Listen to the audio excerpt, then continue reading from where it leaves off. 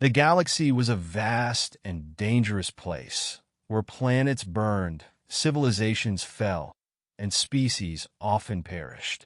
The Alverian Empire, proud and advanced, had long been in control of large sections of space, managing its domain with a regal air of superiority.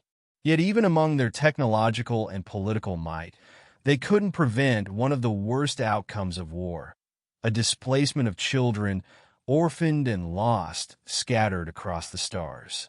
On the dusty, desolate world of Phelthor, a group of these orphaned alien girls had been gathered by the Alverian authorities. Their families, caught in the middle of interplanetary conflicts, had perished in the fires of war. Left with nothing but the ashes of their homes, they were shoved into overcrowded, dilapidated facilities with no future ahead of them. These girls were not of noble descent. They were not powerful warriors. They were not the children of the elite. They were simply the leftovers of a universe too busy with its own destruction to care. Among them was Kiva, a delicate, silver-skinned girl with large violet eyes that glimmered like the stars. She was only 12 years old, but had seen the worst of the universe, a world torn apart by war, a family lost to cruelty. She had clung to life by sheer willpower, but it was evident that her hope was slipping away.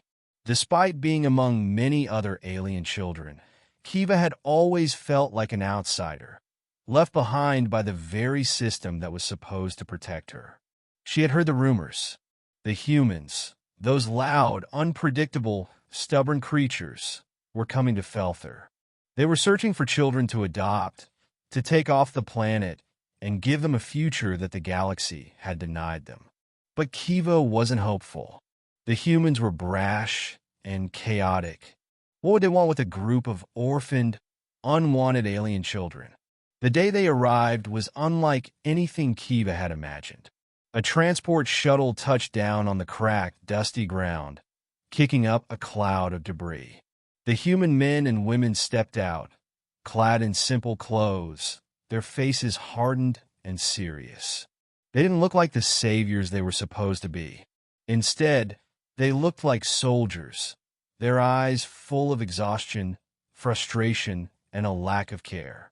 They had not come to rescue, not with open arms, but rather with a cold sense of duty. Among them, however, was one man who caught Kiva's attention. He was older than the others, rugged and unkempt. His hair was wild. His face was lined with the weariness of someone who had seen too much, and his demeanor was quite frankly grumpy. His arms were crossed as he surveyed the scene, as though he would rather be anywhere else. His name was James, a man who had long since given up on the concept of saving the world. Instead, he simply wanted to survive, to escape the nightmare he had left behind. The other humans began to pick the children they wished to adopt, choosing those who appeared the least troublesome, those who didn't seem like a burden. The alien girls stood in the background, hoping for the slightest bit of attention, but it was always the more presentable ones who were chosen first. Kiva's heart sank as she watched her fellow orphans leave, their hopes of a better life realized, while hers slipped further into the abyss. But then, something unexpected happened.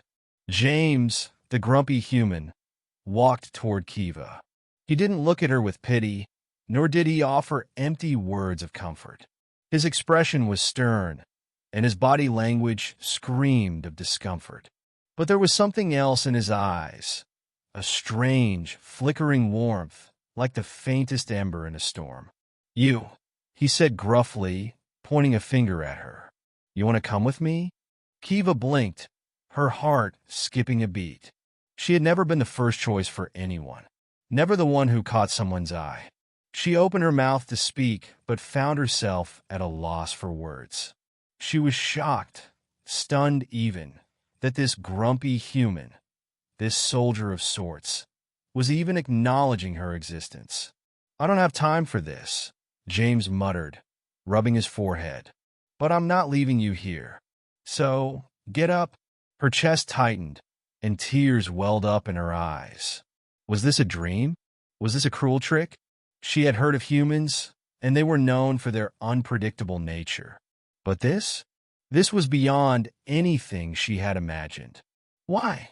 Kiva finally found her voice. Why me? There are other children here. Why choose me? James didn't look at her, but his voice softened slightly. I don't know, kid. Maybe I see something in you. Maybe I just want some peace. And you look like you've had enough of this place.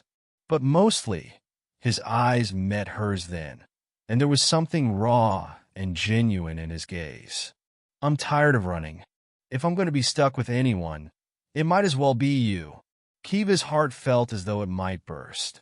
A human, this grumpy, jaded man, had chosen her. He wasn't looking for perfection, wasn't looking for a child who would just fade into the background. He saw her as flawed as she was and wanted her. That thought broke through the wall she had built around herself. She didn't hesitate. Without another word, Kiva stood, her legs shaky but determined. She followed James, not knowing what would come next, but trusting that whatever this new journey was, it was going to be better than the nightmare she had been living. Life aboard James' ship was nothing like what Kiva had imagined. It was small and cramped, with no luxuries to speak of, but it was functional. And more importantly, it was safe. James, despite his gruff exterior, had a way of making her feel protected.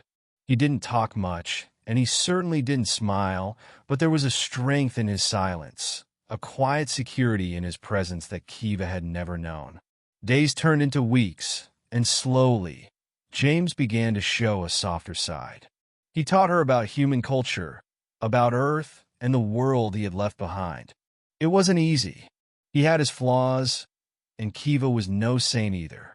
But they made it work, grumpy human and fragile alien girl. Over time, their bond deepened. Kiva started to understand that James wasn't just grumpy. He was a man who had been hurt and was simply trying to heal in his own way. And for the first time in her life, Kiva felt like she belonged somewhere. James never treated her like a burden, never made her feel out of place. He had his moments of frustration, of course, but it was always tempered by something deeper, something she couldn't fully explain. In return, Kiva found herself growing stronger, her confidence rising. She wasn't just a lost child anymore. She was part of something real. As years passed, Kiva blossomed into a young woman.